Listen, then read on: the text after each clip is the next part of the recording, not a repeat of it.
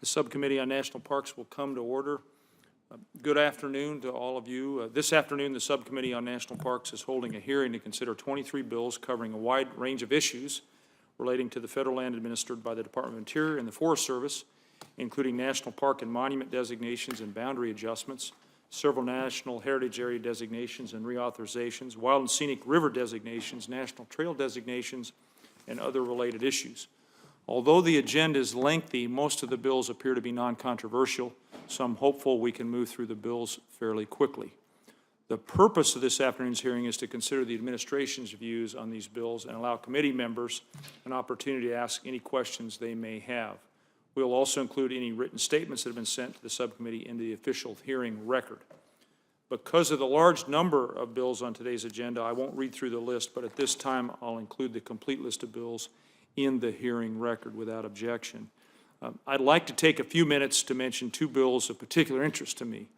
The first is a Senate Bill 1794, a bill I've introduced and is co-sponsored by Senator Bennett to designate 22,000 acres of public lands as the Browns Canyon National Monument in Chaffee County, Colorado. This would include designation of 10,500 acres of wilderness. Browns Canyon is a unique natural resource. Hundreds of thousands of visitors come to Browns Canyon year after year to raft or kayak the canyon's exciting whitewater rapids or fish the gold medal trout waters of the Arkansas River. But there's a lot more to this landscape than just the river. The rugged and remote lands to the east feature quiet canyons and rock formations, outstanding habitat for bighorn sheep and elk, and sweeping views of the Collegiate Peaks and Arkansas Valley. And Browns Canyon is also a vital economic resource. The landscape supports thousands of jobs from river outfitters and ranchers to the Main Street businesses of Salida and Buena Vista to the state economy far beyond Chaffee County. Outdoor recreation, including hunting and fishing, is a core part of my state's economy. It supports 125,000 direct jobs, over $13 billion in consumer spending, and nearly $1 billion in state and local tax revenue. That's why I can say with confidence, when we work hand in hand with communities to preserve public lands, we are supporting jobs, our economy, and Colorado's special way of life. I've spent 18 months developing this bill side by side with Chaffee County residents and other stakeholders. I held public meetings, received thousands of written comments, and my staff and I conducted over 50 meetings. The resulting bill is emblematic of how public lands bills should be done, from the bottom up and based on what the community wants. Let me share a couple of the specific elements in the bill. Number one, it protects existing legal uses as they are now, allowing fishing, hunting, boating, livestock, grazing, commercial outfitting, water supplies, mountain biking, and motorized use to continue uninterrupted. Second, it maintains the ongoing cooperative management of the area by the Bureau of Land Management, the U.S. Forest Service, and the Colorado Division of Parks and Wildlife.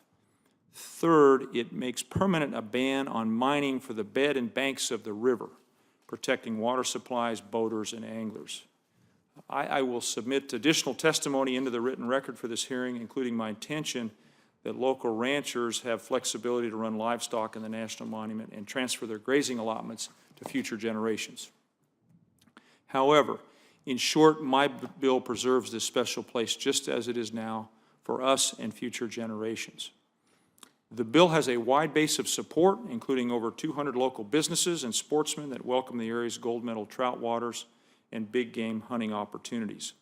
Both the town of Buena Vista and the city of Salida passed resolutions of support, and 2 of the 3 Chaffee County commissioners, both Republicans, support the legislation with its carefully crafted conditions. The Denver Post, Pueblo Chieftain, and local Chaffee County Times have all come out in favor of my bill. Browns Canyon National Monument is an idea whose time has come, and I speak from experience. Over the Independence Day weekend, I rafted Browns Canyon with a group of Colorado veterans. Like the many other times I visited, hiked, and rafted Browns Canyon, I was awestruck by this special place. And I'm not alone in my passion for Browns Canyon or in my effort to protect it. There have been many attempts over the years to protect Browns Canyon, including a more expansive 2006 bill led by Republicans and co-sponsored by the entire Colorado congressional delegation that would have designated the entire area of wilderness. Now I look forward to working with my colleagues on both sides of the aisle to pass this common sense bill and protect Browns Canyon. I'd also like to comment briefly on Senate Bill 2104, Senator Flake's bill, which I co-sponsored to provide for reimbursement to those states which donated funds to keep certain national parks open during the government shutdown last year.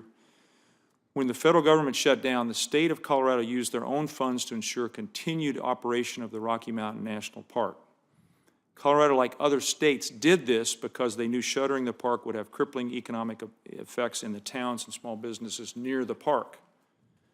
How Colorado is unique is that 3 weeks before the shutdown, the towns near Rocky Mountain National Park were hit with record flooding, which was already costing the community millions of dollars in damages and lost tourism revenue. After the shutdown, the state determined Estes Park and other cities would be devastated by the 1-2 punch of a shutdown on the heels of a flood that was sure to depress tourism. So the state stepped up to limit the damage associated with what was, in my opinion, an extremely poor decision to shut down the federal government. Regardless of how co-sponsors of this bill may view the utility of last year's shutdown, we all agree that our state should be repaid in full for the costs incurred to keep parks open for our constituents and visitors to our states. The subcommittee is also considering a related bill sponsored by Senator Flake, Senate Bill 1750. This bill would provide standing authority for states to pay to keep specified federal areas open during any future government shutdown and then get reimbursed when federal funds are appropriated. Now, in my view, there's a major policy difference between these two bills. Senate Bill 2104 would reimburse those states which stepped in to provide funding to keep certain national parks open to the public during the 2013 shutdown. Each state had negotiated an agreement with the National Park Service to provide state funds for specified amounts to keep certain parks open during the lapse of appropriations. Once the federal government reopened, the Park Service was made whole with federal funds as well, and I believe it's fair and appropriate to reimburse the states for the funding they provided. It seems to me that the answer to solving this problem in the future is to avoid shutting down the government in the first place. In contrast, Senate Bill 1750 appears to contemplate additional government shutdowns. I don't believe this is a sound policy, and I share the administration's concerns with this proposal.